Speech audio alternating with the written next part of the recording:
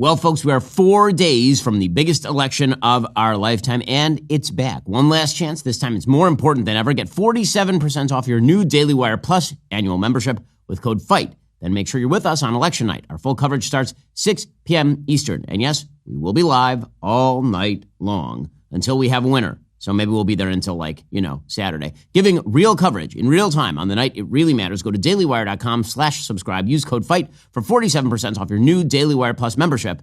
And be here to watch history unfold live on Tuesday. November 5th.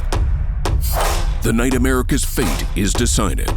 As the final votes are counted and a nation waits for the outcome, join us to break down the live election results as only Ben Shapiro, Matt Walsh, Michael Knowles, Andrew Klavan, and Jeremy Borick can. With special guests appearing live in studio, Dr. Jordan B. Peterson, Dennis Prager, and Spencer Klavan. Daily Wire Election Night 2024. Get real-time results and exclusive insights from the most trusted names in conservative media. This is more than an election. It's history in the making. Join the Daily Wire as each vote is counted, each state called, and each race decided. Well, there's going to be a lot of stress that night because, as it turns out, this election is unbelievably close. And people ask me all the time, who do I think is going to win? Listen, my gut says that Donald Trump is going to win. And then sometimes in the darker moments, your gut says the other way. But I'm just going to give you the data because the data matters a lot more than whatever my gut says. So right now, according to the Real Clear Politics polling average, the national polling average, Donald Trump is up on Kamala Harris 48.4 to 48.1. It's a dead heat. If you look at the battleground states, Trump has opened up a bit of a lead in Georgia. He seems to be up about 2.6 points in Georgia. He's up 1.4 in North Carolina. He is up 2.4 in Arizona. Okay, the most likely scenario right now is that he wins all of the so-called Sun Belt states, North Carolina, Georgia, Arizona. There's a good shot that he picks up Nevada as well. And that takes him to 268. If he were to lose the other swing states, if he were to lose Wisconsin, Michigan, and Pennsylvania, Kamala Harris would then win the election 270 to 268 in the Electoral College. Now, the good news is that right now, if you look at the Real Clear Politics polling average in Pennsylvania, Trump has had some late breaking activity there. He's up just a little bit. Echelon Insights actually says he's up more than a little bit. They say he's up maybe 5 points in Pennsylvania. But you're also seeing countervailing data coming in terms of the early voting. Now, I warned you yesterday not to look at the early voting as dispositive. It doesn't tell you all that much. We don't have good comps. We don't know whether the early voting is cannibalizing the day of voting. We don't even know whether the people who are voting in the name of the Democratic Party are voting for Democrats. We just know that they're registered Democrats who are, in fact, voting. And so you're seeing a lot of mixed data. So the GOP is outperforming its early voting data from 2020. They're performing a little bit behind their early voting data in 2016. The Washington Post says the 2024 election has set records for pre-election day votes. Republicans are increasingly excited about numbers that show their side has embraced early voting much more than it did in 2020.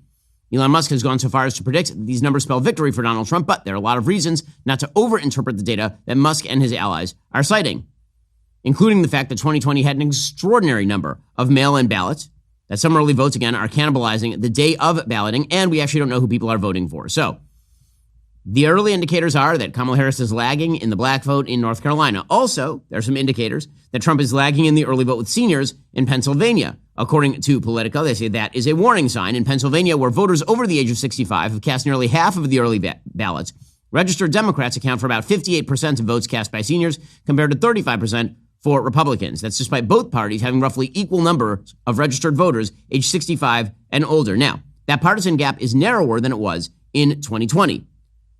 Okay, so Trump didn't lose the state of Pennsylvania by very much in 2020. So again, way too early to tell, based on any of the early voting, what the hell is going on. The only state where early voting really matters all that much is Nevada, and Trump is running stronger than expected in Nevada right now. Now, I do have to paint for you the worst case scenario for the country. Okay, so here's the worst case scenario for the country. The worst case scenario for the country is that the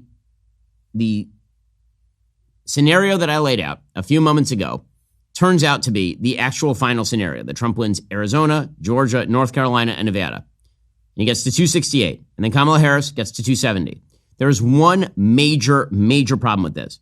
The major problem with this is that the Electoral College count right now is flawed, deeply flawed. If you go back to the 2020 census, what you will find is that the 2020 census radically overcounted citizens in blue states and radically undercounted citizens in red states. This is not speculation. The Census Bureau has acknowledged as much. The Census Bureau has now acknowledged that 14 states had significant miscounts in the 2020 census. Significant miscounts in the 2020 census. We are talking being like 5% off in terms of the population. So why exactly does that matter? Well, the reason that matters is because that is how you allocate both congressional seats and electoral college votes. The states that were undercounted were nearly all red states, and the states that were overcounted were nearly all blue states. And that was under the Trump administration. That was Wilbur Ross, who's the Commerce Secretary, who did a crap job. And then it turns out afterward, it's very hard to change the sort of results of the census. And the person who could change the results of the census is Gina Raimondo, who, of course, is a Democrat working for the Biden administration. The overcounted states are Hawaii, Delaware, Rhode Island, Minnesota, New York, and Massachusetts. Those are among the overcounted states. Okay, there are a few others. Those states all, again, went for Joe Biden. Undercounted states were Texas, Illinois, Florida, Mississippi, Tennessee, and Arkansas. Only one of those, Illinois, voted for Joe Biden in the 2020 election. Now, again, the census is not an exact science. It's very difficult to count every single person. Some people don't answer the phone. Some people don't answer the door when you knock or whatever. But this makes a huge difference. Why? Because if the count had been properly done, the state of Florida would have had 2 more electoral college votes. The state of New York would have had 1 fewer electoral college vote. The state of Texas would have had 1 more electoral college vote. In all, somewhere between 7 and 9 electoral college votes would have gone to red states that are currently residing in blue states. That is just a fact. And because that is the case, wow. I mean, worst case scenario for the country is that. Worst case scenario for the country is Kamala Harris narrowly wins, and that then opens the door to this question being asked, because it is pretty clear at that point the electoral college count is wrong. I'm just painting a nightmare scenario for all y'all, which is why it's important that Trump needs to win. Not just because I think Trump should win, but for the sanguinity of the country. Trump really, really needs to win, which means he needs to win Pennsylvania, Wisconsin, Michigan. Get out there and vote. If you are a Republican, if you are an independent who's voting for Trump, if you're a low propensity voter and you don't know whether you should vote, go and vote. Every single vote in Pennsylvania is going to count. Whatever doubts you have about President Trump, understand that Kamala Harris as president is much, much, much worse. Well, Democrats are becoming desperate, and they are trotting out their last line of defense, the celebrities. Yes, it's celebrity time. Now, it's always been bewildering to me that Democrats really believe that celebrities are really going to move the needle in a major way in favor of their party. It has never worked in my lifetime. Barack Obama didn't need the celebrities. He was a celebrity. Hillary Clinton tried the celebrities and failed. Joe Biden really didn't have much by the way of sort of celebrity endorsements because that entire campaign was run from a basement. Well, now Kamala Harris is calling on all her friends from Hollywood to cut endorsements for her. So the members of the cast of the Avengers decided to cut a commercial that is indeed the weirdest commercial ever. They literally end this commercial, as you'll notice, by shouting "down with democracy" as they say that Kamala Harris should be the president, which is weird. Hi, you guys. Hi, Avengers. Hey, Scarlett. Jumping on the call. Whoa. I think you mean assembling. I said assembling. Don, that's pretty good. No, they thought it was funny. Scarlett, it is our pleasure to come together and to get the vote out this election. Come on. Yeah, how can we be of service? Well, how about we start with what our voting plans are going to be, who we're going to bring to the polls with us, that sort of thing. I think Kamala Harris needs a catchphrase. Ooh, yes, definitely a catchphrase. How about this? I'm just off the top of my head. I can do this all day. Shut up. I hate it. Okay. I mean, it's original, but... What about something punchier like, Ooh, boom. You looking for this? Iron Man 2, everybody loved it. Okay, again, I think we're just trying to get out the vote. Kamala forever. That's better. Okay, how about I'm down with democracy? It's just clean, it's simple. Okay, I like that. It's hard to argue with that. Kamala Harris down with democracy. Oh, yeah. I'm Kamala Harris, and I say down with democracy. I don't know if that sounds the way we want it to sound, though. I think we just need, can we get some production, though? Jarvis? My name's not Jarvis, but whatever. Oh, yeah, that's right. Down with democracy. Down with democracy. Is that what we mean, though? Yeah, together we're gonna tear down democracy. Will you stop playing heroic music under yourselves? I'm Kamala Harris, and I am down with democracy. Did I sound enough like her? Oh, no. Oh, no. Oh, no. You gonna vote based on that? You gonna listen to Mark?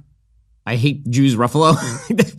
Those are the people who you're gonna go out with? All right, I suppose. Well, folks, if you thought that Avengers ad was for like a new Avengers movie, wrong. It's a scam to get you to vote for Kamala Harris. Speaking of scams, when Apple releases the new iPhone every year, the big carriers play the same old game. Sign your life away for the next 2 years and get a free iPhone. Don't fall for it. With Pure Talk, you can get great savings on the new iPhone 16, and you can still get an affordable data plan that fits your needs on America's most dependable 5G network. How would I know? Because I have the new iPhone 16 from Pure Talk. Bottom line, stop falling into the same traps and overpaying for data you're not going to use.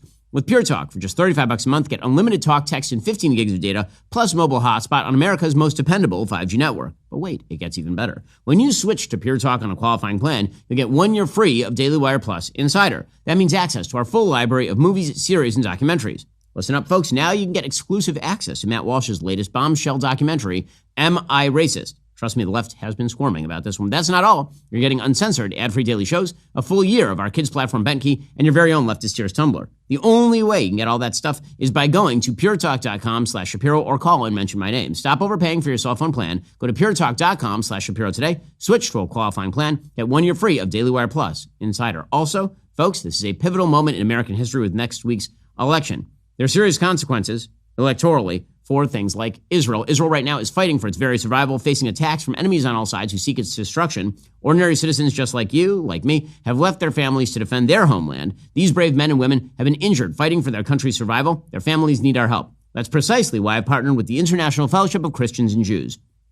Right now, the fellowship is on the ground in Israel, providing real help, food, shelter, security to those who need it most. Just $45, less than the cost of a tank of gas, can help provide essential supplies to a soldier's family during this crisis. Here's what I need you to do right now. Go to benforthefellowship.org. That's benforthefellowship.org to make a gift today. In the face of these many threats, the fellowship's ongoing work providing security to Israelis has never been more important. Remember, benforthefellowship.org. There are tons of people in need over there. The fellowship is helping out. Head on over to benforthefellowship.org. Give generously. God bless. And thank you. benforthefellowship.org. Jennifer Lopez was also out campaigning. She apparently was incredibly offended as a Puerto Rican woman, very offended by Tony Hinchcliffe. See, before that, she was going to vote for Trump. But then afterward, she was really offended, and now she's going to vote for Kamala Harris.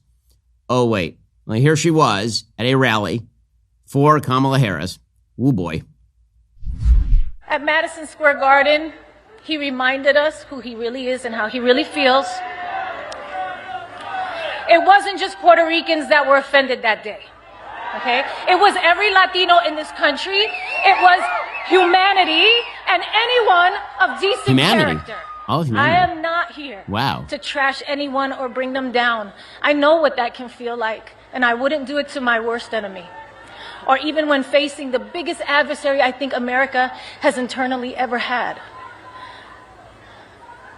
But over Kamala Harris's entire career, she has proven to us who she is.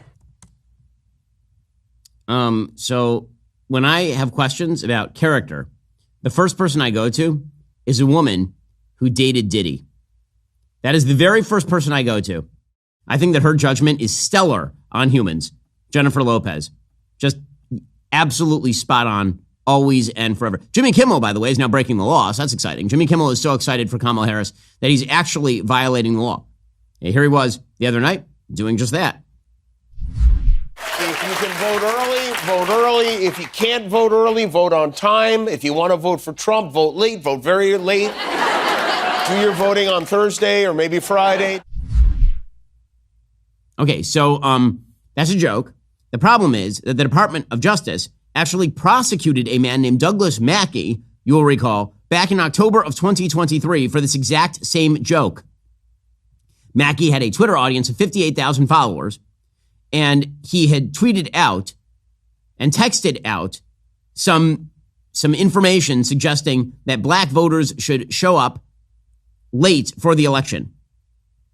Okay, the problem, and they prosecuted him. He went to jail. Jimmy Kimmel can do it, and apparently no problem at all. But the desperation is setting in for the Democratic Party. They're looking for a closing argument. They've tried the Tony Hinchcliffe argument. I don't think it's going to carry a lot of weight because, again, Tony Hinchcliffe is a roast comedian. That's literally what he does. So their latest attempt comes courtesy of President Trump himself. So President Trump was talking about Liz Cheney. He was out on the campaign trail with Tucker Carlson last night in Glendale, Arizona. And he started talking about Liz Cheney. And here is what he had to say. And I don't blame him for sticking with his daughter, but his daughter is a very dumb individual, very dumb. She's a radical war hawk.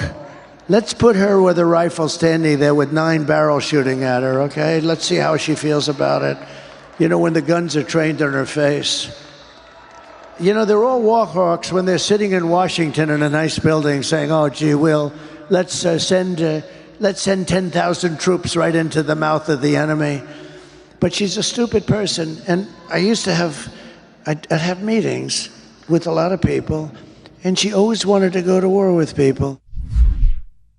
Okay, so you know full on what he's saying right there. Now, I actually don't like this argument. I think the chicken hawk argument was crap when it was trotted out against George W. Bush and all of his supporters back in the 2000s. I think it's crap now. I don't think that congressmen are sitting there and being like, well, it's not me, so I'm just going to send troops. Okay, the reality is that there are wide differences of opinion among people who have served in the military about foreign policy and people who have not served in the military about foreign policy. So I don't like the chicken hawk argument because I think it's specious, empty, and foolish. But that's not the rip on Trump. Okay, what they are ripping on Trump for saying is the part where he said, quote, let's put her with a rifle standing there with 9 barrels shooting at her. They're claiming that he wants her assassinated. Okay, I'm sorry, that's just bullshit. It's not true. It's just not true. It's not real. Trump is not calling for the killing of Liz Cheney. He is clearly making the exact same argument the entire left made about the entire right during the period 2002 to 2008, in which they said, you guys are really sanguine about sending troops into harm's way, but very few of you have served in the military. And it'll be totally different if you were on the front lines with barrels trained at you. Right? Michael Moore used to make this argument all the time. This is a Cindy Sheehan argument. This was a Code Pink argument.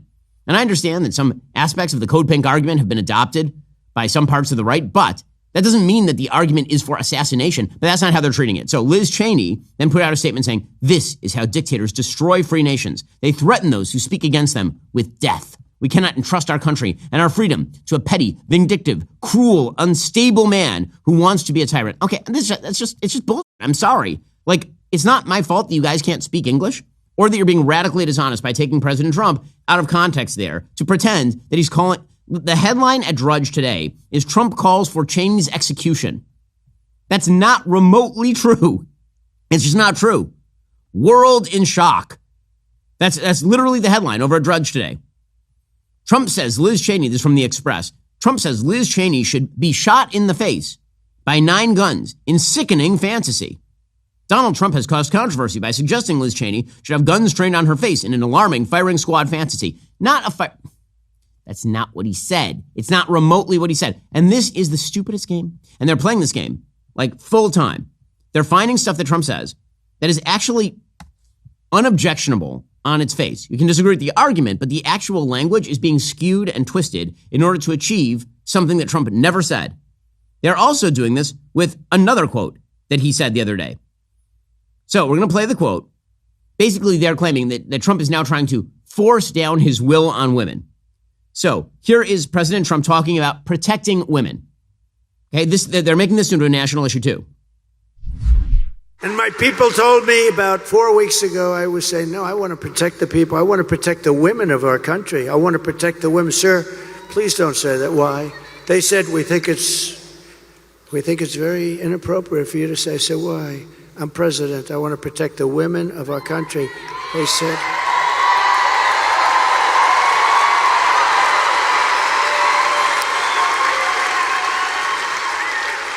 They said, sir, I just think it's inappropriate for you to say, pay these guys a lot of money. Can you believe it? I said, well, I'm going to do it whether the women like it or not. I'm going to protect them. Okay, so this has now been taken out of context to suggest that Trump is forcing himself on the women. So this is a desperation play. He's forcing himself. He literally says, I want to protect the women, whether that is a popular message with women or whether it is not a popular message with women. Now, you can argue with the political common sense of saying something like that from the podium. He is not arguing that he wants to do something to women against their will. He is saying, I'm saying I want to protect women. And if women like that message, so be it. If they don't like that message, so be it. But that is my message. I want to. He's specifically talking here about protecting women from the predations of illegal immigrant criminals. That was the context of what he's talking about right there. So what did the media do? What does Kamala Harris do? She plucks that right out of context, and then she suggests that Trump is trying to force himself on women again. It's basically like Trump is verbally raping people or some such nonsense. Here is Kamala Harris being ridiculous. Listen, it actually is, I think, very offensive to women in terms of not understanding their agency, their authority, their right, and their ability to make decisions about their own lives, including their own bodies. And this is just the latest on a series of reveals by the former president of how he thinks about women and their agency. Whether he has said, as he has, that women should be punished for their choices, whether he has talked about his pride in taking away a fundamental right from women, whether it be how he has actually created a situation in America where now 1 in 3 women lives in a Trump abortion ban state and has legal restrictions on the right she rightly should have to make decisions about her own body. Okay, you know how far afield you have to get there? You know how far you have to go to get there? So far. Okay, to get to, Trump is trying to cram down things on women. That's what he means by this. No, that's clearly not what he meant by that, and you are lying. Well, the desperate party is indeed lying, but I'll tell you what's not a lie. If you missed out on your taxes, if, say, you're late on your taxes or you didn't pay them, well, the October 15th deadline has now passed. Are you prepared for what's coming? If you owe back taxes, if your tax returns are still unfiled, if you missed that deadline to file for an extension, well, now that October 15th is behind us, the IRS could be ramping up enforcement. Let me tell you, they do not play around. You could face wage garnishments, frozen bank accounts, even property seizures if you haven't yet taken action. But here is the good news. There's still hope. Tax Network USA has been in this game for years. They know exactly how to navigate the complex world of tax law. They've helped taxpayers save over $1 billion in tax debt. They've filed over 10,000 tax returns. That's billion with a B, folks. They specialize in helping hardworking Americans like you reduce their tax burden. So, don't let the IRS catch you off guard and get ahead of this right now with Tax Network USA. They're a team of professionals who work tirelessly to protect your assets and find the best solution for your unique situation. Here's what you need to do. For a complimentary consultation, call today 1-800-958-1000 or visit their website at tnusa.com/Shapiro. That's 1-800-958-1000 or visit tnusa.com/Shapiro today. Do not let the IRS take advantage of you. Get the help you need with Tax Network USA. Also, let's talk about something important, your health. Now, the left loves to push their woke agenda on everything, including men's health products, believe it or not. But here's the thing. We don't need supplements designed by the soy boys who think masculinity is toxic and that Doug Mhof is a real man. We need products made for real men by real dudes. That's where Responsible Man comes in. Responsible Man created the Emerson multivitamin, not for wimps or woke bros, but for men of honor who take their duties seriously. Right now, you can take advantage of Responsible Man's early access Black Friday sale and get 60% off your order with my special discount. Visit responsibleman.com, use my code Shapiro to secure this offer. Let's be clear, this isn't just about saving money, it's about investing in yourself. The Emerson multivitamin is packed with 33 key ingredients that support your immune system, sharpen your brain, and keep your heart and muscles strong. It's everything a conservative man needs to fight the good fight against the radical left. Here's the kicker. It's made right here in America. No Chinese knockoffs, no outsourcing to countries that hate us, just good old American quality. Visit responsibleman.com, use my code Shapiro to get 60% off your order. This is their best deal of the year. Remember, a strong America needs strong men, and strong men start with Responsible Man vitamins. That's responsibleman.com, code Shapiro, responsibleman.com, be the man America needs. But it's also very clear what Democrats are doing, right? Democrats are relying extraordinarily heavily on the white female vote. That is what this entire election is about for Democrats. If they can get enough white ladies out to vote, single white ladies mostly, then they believe they'll win the election. If they can't, they'll lose. Because they are afraid they're not going to get the sort of minority turnout that they got under Barack Obama. It'll look more like Biden 2020 or even Hillary 2016. And that means you really need to pump up that white female vote. It's not me saying that. That's the New York Times. Quote, armed with a clipboard and campaign literature, Liz Minnella strolled through a neighborhood in New Hope, Pennsylvania, optimistic that by the end of the day, her door knocking, the small town would live up to its name for Vice President Kamala Harris's campaign. There wasn't a political yard sign in sight, which Miss Minnella, who had only recently become a Democratic activist, took to mean she might find some persuadable voters. When a blonde woman in a Villanova sweatshirt answered one door with a broad smile, Miss Minnella, a Villanova graduate, thought aloud, "This is my lady." The woman, a 52-year-old Republican, was eager to talk, even though Miss Minnella's voter list had highlighted her daughter, an independent. Miss Minnella tried to steer the conversation toward reproductive rights, but eventually it circled back to the women's fears that migrants would bring violent crime to her wealthy Philadelphia suburb. The woman thanked Miss Minnella for civil conversation, but her mind was unchanged. She would be voting for former President Donald Trump. The episode reflected the obstacles white women who support Ms. Harris are confronting as they try to persuade their ideological diverse counterparts to join her cause, an effort that could potentially decide the election. White women are the country's largest voting demographic, making up about 30% of the electorate, and they consistently turn out at very high rates. They tend to swing in larger numbers toward the Republican in presidential elections, including in the last two contests for Donald Trump. So she's trying to reach out to white women. The problem is that Kamala Harris and her campaign really tend to think of women in a bizarre way, particularly in how women think about men. Truly, it's strange. Here, there's a fair bit of evidence for this. So first of all, there is this kind of undercurrent in much of the Democratic campaign literature and much of what they're saying that women and men are sort of weirdly enemies, which is not true and should not be true. And no functioning society can survive on that basis. Men and women are not enemies. Men and women are counterparts. That is the basis for all human reproduction and rearing of children. A society in which men and women are enemies is a society doomed for destruction. It seems fairly commonsensical. Nothing particularly controversial about that, but the way the Democrats perceive women is that they are victims of the patriarchy, that men are constantly attempting to make women subservient. This is how they talk about women. Now, I don't think most women in America perceive men that way. I really don't. I think maybe there's a subset of women who perceive men that way, and if so, either they're wrong or they've had bad experiences with bad men, which I get. You have bad experiences with a person, and you tend to generalize that experience. Very human response. But the reality is that most women kind of like men, and most men kind of like women. Again, the fact that any of this is remotely controversial is beyond me.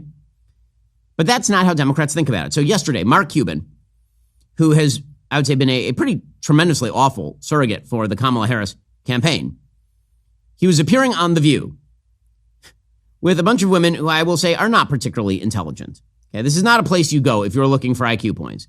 These folks ain't solving Rubik's Cubes over there.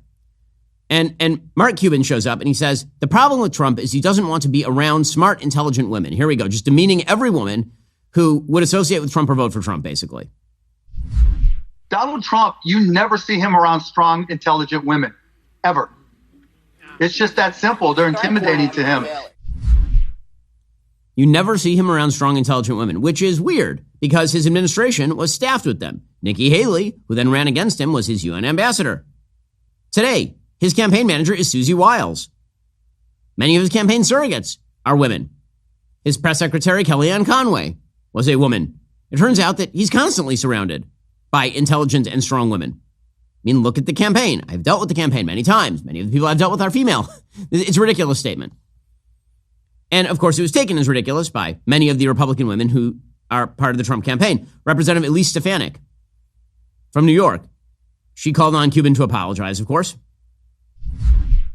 Just one day after Joe Biden smeared 250 million Americans as garbage, now Mark Cuban, Kamala Harris's top ally, says no strong and intelligent women support Trump. It's a disgrace, and Kamala Harris stays silent. She must be defeated in 5 days to save America. I'm proud to be the highest-ranking woman in the United States Congress. When I ran, I was the youngest woman ever elected. I'm the most senior woman on the House Armed Services Committee, the House Intelligence Committee, and I proudly am voting and endorse President Trump. Save America in 5 days. Vote Trump.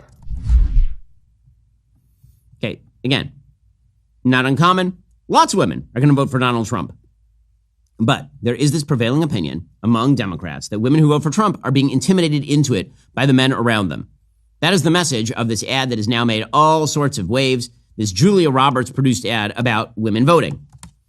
So, again, this ad has become subject of 1,000 think pieces at this point. The ad was produced by Vote Common Good, a nonprofit organization aimed at mobilizing religious voters. Now, the problem is, I'm not sure the people who produced this ad have ever met a religious voter. Truly. Because what they seem to think is that men and women who are religious, if they're married, basically the woman is a handmaid's tale victim of the man. She could never just have an open conversation about politics with her husband. She might not agree with her husband about politics all the time, but she would never say so. And by the way, the core assumption here, which is that tons and tons of married women actually are secretly being cudgeled into their political opinions by maybe they agree with their husbands, or maybe their husbands agree with them. As it turns out, married couples tend to vote alike. You know why? Because they tend to share everything else too. My wife and I, we vote party line, Shapiro party line, meaning we vote exactly the same way on everything. Want to know why? because we share a set of values. We had to decide on those values when we decided to build our home and raise our kids. And so it should not be a shock that our values quite identically reflect one another. That's why we have such a solid marriage. A solid marriage is predicated on the grounding of similar values. Those will manifest in voting. But again, the basic idea for Democrats very often is that women and men are at odds. And that means that basically women in religious households are being shoved into closets like the Taliban. Well, not quite like the Taliban, because the Democrats like the Taliban enough to have handed an entire country over to them, but kind of like the Taliban. And that basically a woman escapes the home, she winks at the other subservient Handmaid's Tale women, and then they vote for Kamala Harris. This is just a fantasy. This is not how male-female relations work, particularly within marriage. Your turn, honey. In the one place in America where women still have a right to choose, you can vote any way you want. And no one will ever know. Did you make the right choice? Sure did, honey. Remember, what happens in the booth stays in the booth. Vote Harris Walls. A female solidarity in our crap marriages where we can't have conversations with our husbands. It's so trite. It's such a trite misunderstanding of how male-female relations work. Now, again, I'm sure there are many couples that vote differently, and that's fine.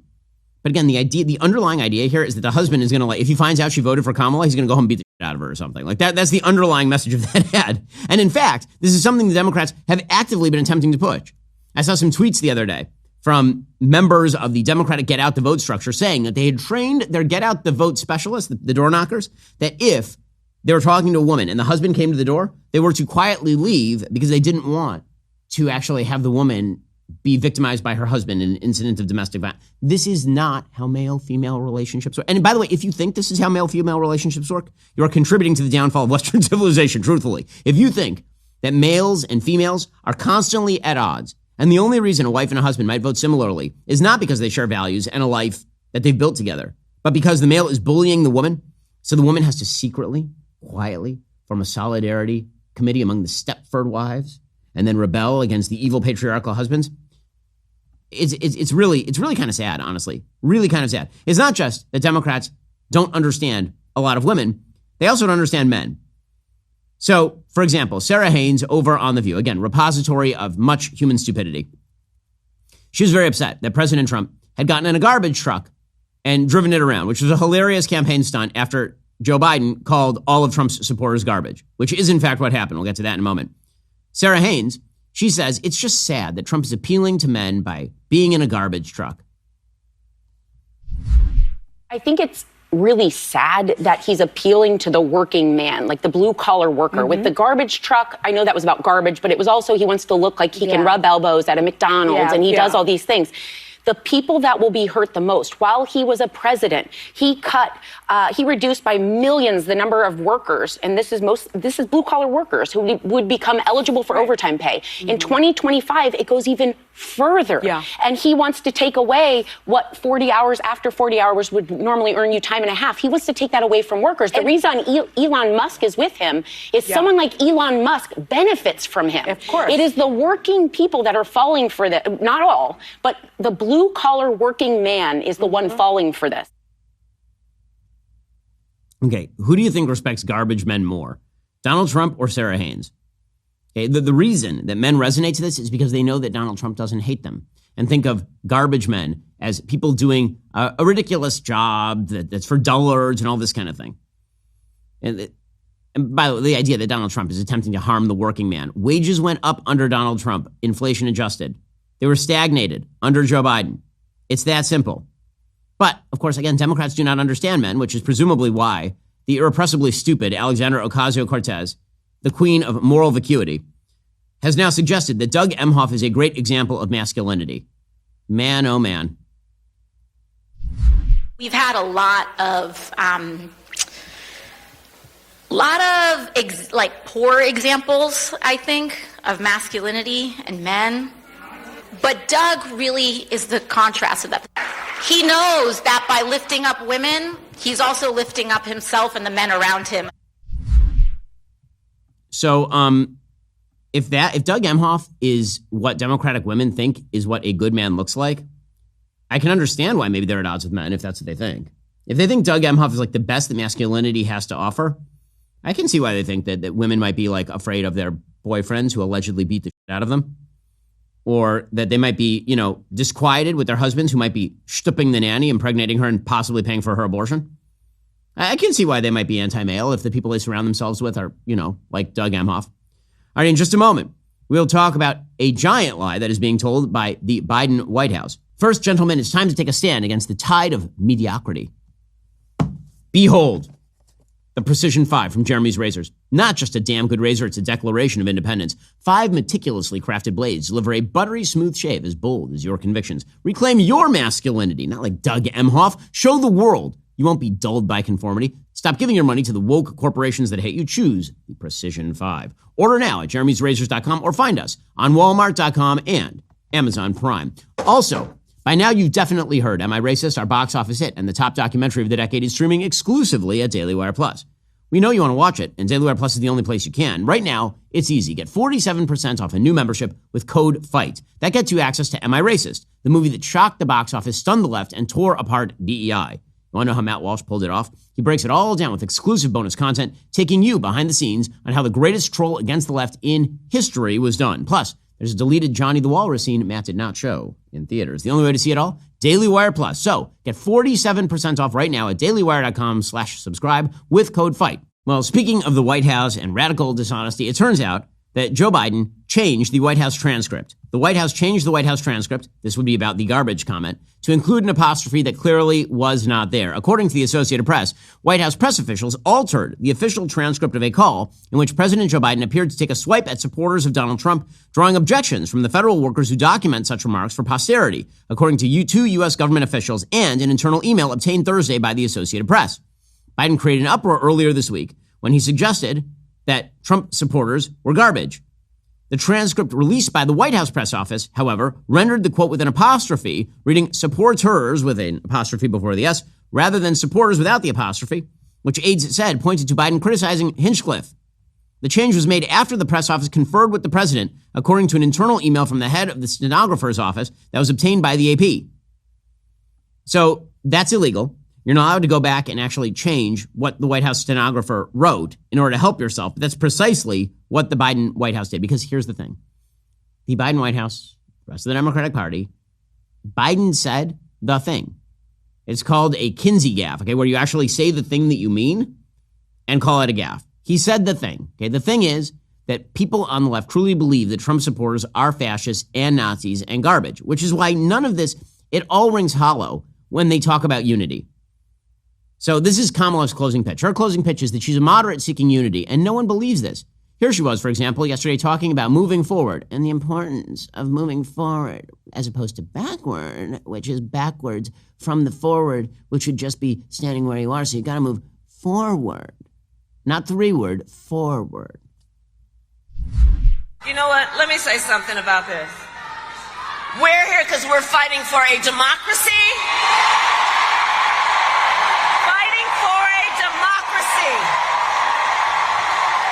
And understand the difference here. Understand the difference here. Moving forward. Moving forward. Understand the difference here. What we are looking at is a difference in this election. Let's move forward and see where we are. Okay, moving forward, guys. Moving forward. Also, she's about bringing people together. Did you know that? Very much about bringing people together. Here she was talking about it yesterday. I do believe that this is a choice about two very different directions for our country. And the choice being offered by Donald Trump is about going backward, about a constant emphasis on degrading the American people and our capacity, versus a track that is about bringing the country together. She is going to bring the country together. Also, apparently, according to her weird and kooky running mate, Tim Walz, Joe Biden was very clear that he only meant that one Trump supporter was garbage. Did the president's garbage comments that he made, did it damage this campaign? No, he clarified what he was saying. He was very clear about that. What mattered last night was the vice president's positive vision of going to America, to all Americans, being a president for all Americans, and that's where we're at. So, no, certainly not. that's not what he said? Well, I mean, he sort of did. President Trump, for his part, is like, Kamala keeps talking about unity, but I noticed they call me a fascist a lot. She talks about unity. Oh, unity, unity. Oh, yeah, unity. By the way, he's like Hitler. He reminds me of Hitler. He's a fascist. She's talking about we're going to have unity, and then she calls me a fascist in the next sentence. This is the worst unifier. Hey, he is right about that, of course. See, here's the thing. The actual Kamala Harris closing ad was pretty much cut by a group called Seed the Vote. Okay, SEED, Seed the Vote. Okay, they cut this ad using AI, and this is supposed to be a warning from the future if you vote for Donald Trump. This is what the Democrats actually think about Republicans. Okay, this is the quiet part out loud. It is also one of the funniest things I've ever seen in my entire life. Here we go. We weren't always like this. It's people sitting in garbage. We had a beautiful by the way. life. The best parties. The most beautiful friends. Yeah, they're at a rave, by the way. We thought it was just another election. So a lot of us didn't vote. Why bother? Everyone knew the system was rigged. Many of us even voted for them. I know it sounds crazy. It's AI, Elon Musk. Who does not look but like we didn't Elon like Musk. Democrats back then. We were angry about the vaccine mandates and how they handled the war in Gaza and the way they wanted to censor free speech on the internet. They want unquestioned obedience. So what did we end up doing? We voted for the guys who openly said they wanted to imprison dissenters and use the military against their political opponents. Guys, get ready. Here it comes. It's going to get real weird now. So yeah, we were wrong on that. Big time. When Trump got sick and died, Vance was 39 years old when he became president. 30 years later, he's still president today. And with the Supreme Court on his side, they gave him dictatorial powers. They took away women's reproductive rights, with Russian language in the background, and removed the minimum. Outlawed contraception. Then we had repression of dissent, AI surveillance of everything we did or said on a level we couldn't imagine. The government under Vance, Peter Thiel, and Elon Musk set up concentration camps for illegal immigrants, then legal immigrants, then even homeless people. Oh my God, these homeless people. Wow. They finally admitted climate change was they're real, psychotic. but it was too late. Florida sank into the Gulf, and the West burned. The entire state of Florida. And cities across the country. The entire West became uninsurable, then uninhabitable. Musk and Thiel across the country, poured like all Iowa, our resources into artificial intelligence, so they and their friends could become immortal. Immortal? I don't know what happened to them, but I know what happened to us.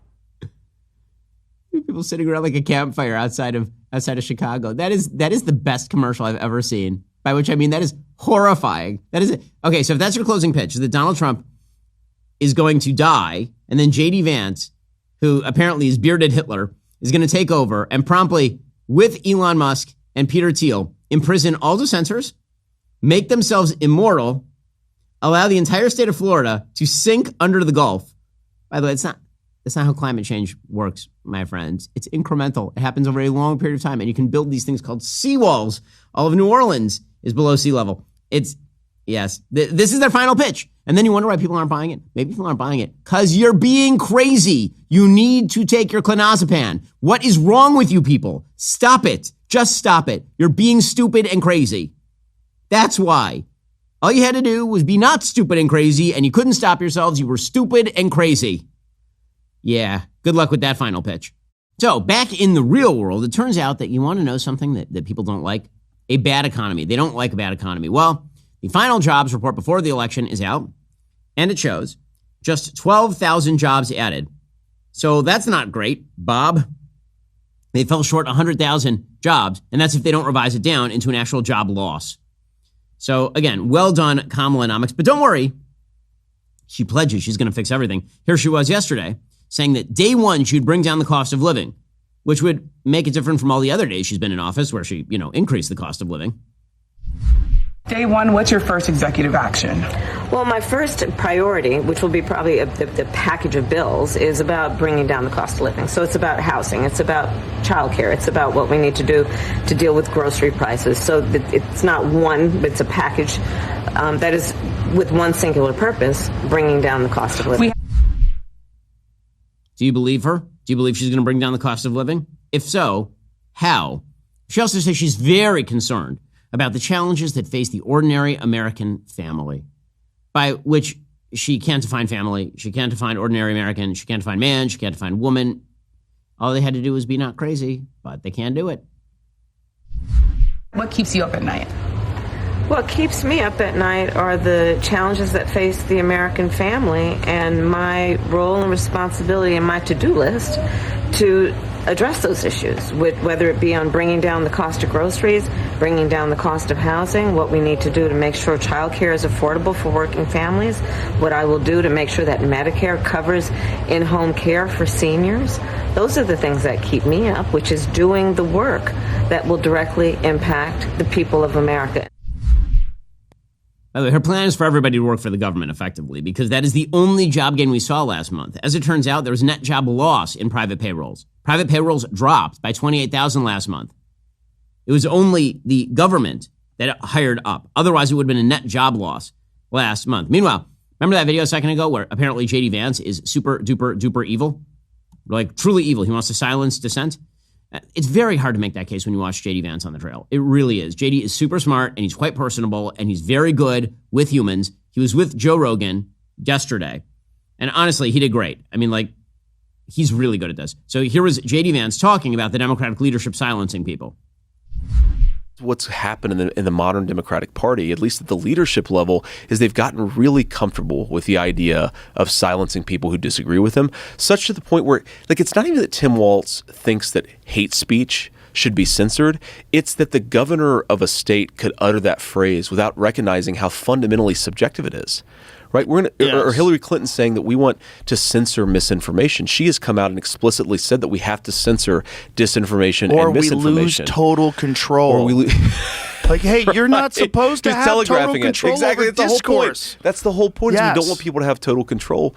And they can utter it without the American media going completely bananas.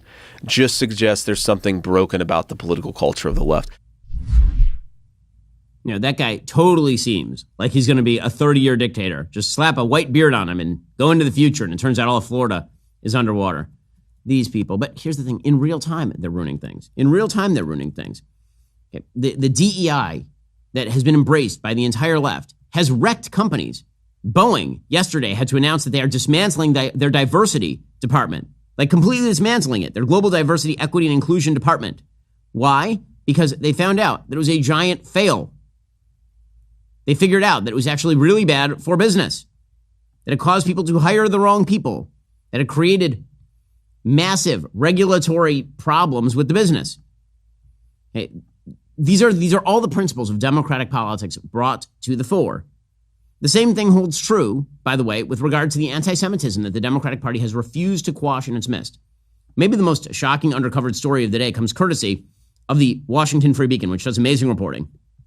You remember, earlier this year, Columbia University's president, Mhof Shafik, she had to testify before Congress. She had made a fool of herself by allowing Columbia to be taken over by the Tentafadas, by the pro-Hamasniks. Well, now, apparently it has come out that Senate Majority Leader Chuck Schumer, who proclaims that he is, obviously because he's Jewish, it means he's pro-Israel and pro-Jew and everything. Senate Majority Leader Chuck Schumer quietly advised Columbia University's leaders to, quote, keep heads down and ignore congressional criticism of the school's handling of campus anti-Semitism. He told former university president Mhof Shafik that the school's political problems are really only among Republicans, according to a new House Committee on Education and Workforce report. So again, instead of worrying about actual anti-Semitism at Columbia University, which was quite real since people were being threatened, there were entire spaces that were blocked to Jews. Instead of that, Chuck Schumer literally wrote to her and said, keep your head down. The only people worried about anti-Semitism are Republicans. I'm telling you, Jews who are thinking about voting for the Democratic Party, man, just understand who you're voting for. Truly, understand who you're voting for. Egregious stuff. Speaking of which, it only took like a week for officials to announce that it was a hate crime and terrorism when an illegal immigrant shouting Allahu Akbar shot a Jewish man in West Rogers Park. Remember, there were no tweets from Kamala Harris over this. There are no tweets from Joe Biden over this. None. Zero. Zip. Zilch. Because one type of hatred is considered, kind of intersectional on the American left. All right, guys, coming up, we'll be joined by Andrew Klavan. He's going to tell us his take on the election. If you're not a member, become a member. Use code Shapiro. Check out for 2 months free on all annual plans. Click that link in the description and join us.